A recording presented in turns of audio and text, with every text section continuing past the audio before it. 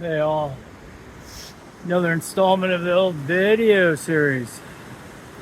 I want to talk about two quick things today.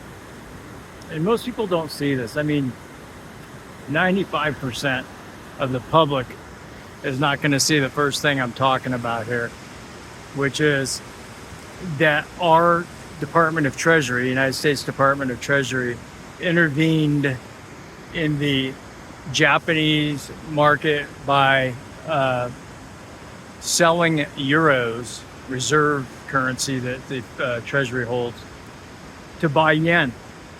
And the yen is the denomination, sort of like the dollar here in the United States.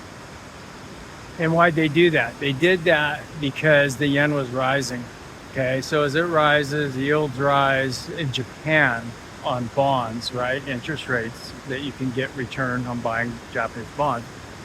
And it was quashing the carry trade. What's the carry trade? The carry trade is where people were borrowing literally at 0% interest in Japan over the past 20 years, and then taking the money and buying US Treasuries or other assets in the world. And that was called the yen carry trade or dollar carry trade.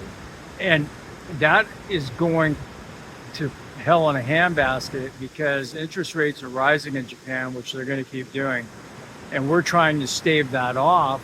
And the big why is because the Japanese government, which is like 80% of their own bond market, meaning they buy their own bonds, we're going to sell our bonds because they're the largest holder of our treasury bills and treasury bonds. And if you start taking out the demand for our treasury offerings, what happens is the interest rates go way up. And they're already moving up. The Federal Reserve met last week and they didn't change the lower end of the curve. And they're about 50 basis points behind. But it just doesn't matter. The bond market takes care of it itself.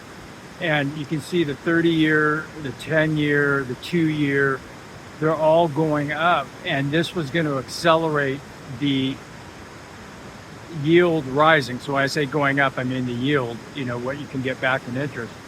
And the higher the interest rate you have in anything, the less demand you have, which slows the economy, right? So these aren't normal things. We've intervened in the currency market or the bond market there in Japan at least once before, but it was a while back. I was during the major great financial crisis, 2008, 2011. And now they're doing it again. And it ain't going to work in the end run. They may temporarily soothe things over, but you can just bet on it.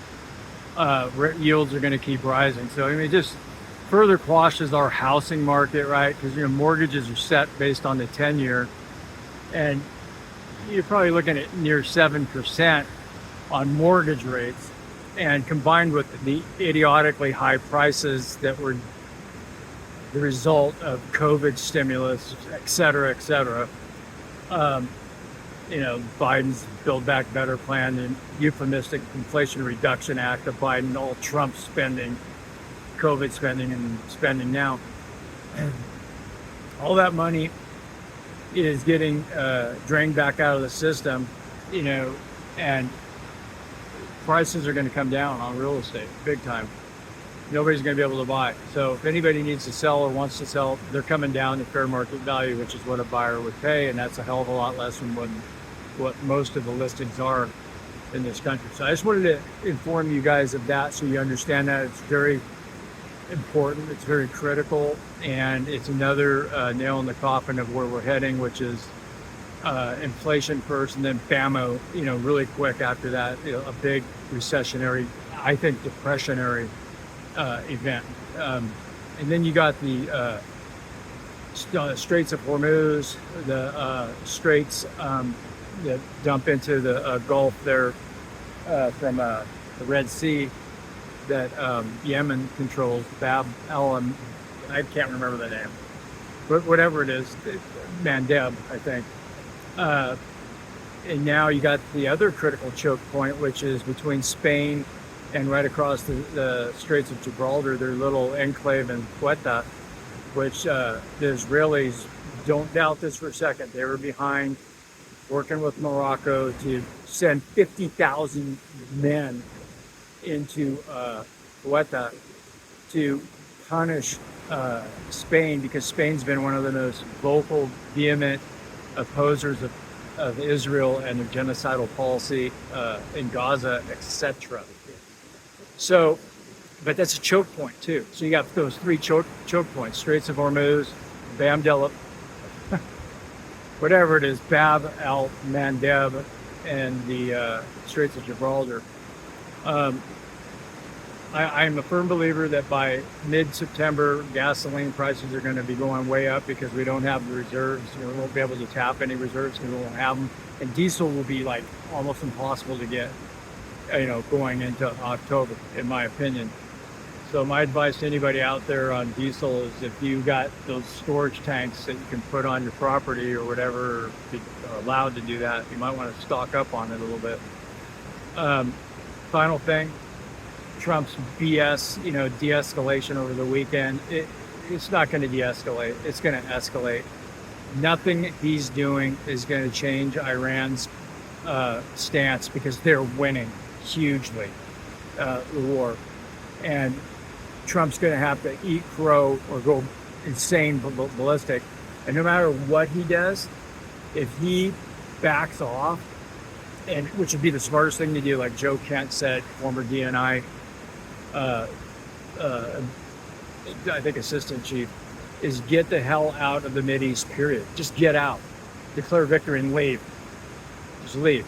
Let Israel do, to their own devices. The problem with that is Israel will throw nukes. Oh yeah, they'll throw nukes at Iran because they consider Iran now stronger than ever, and them trying to get Trump in February to attack by saying they were going to attack first if Trump didn't go along, was holding the sword of Damocles over Trump's head, because the implied threat is always, if you don't do it, United States, we're going to do it, we'll use nukes.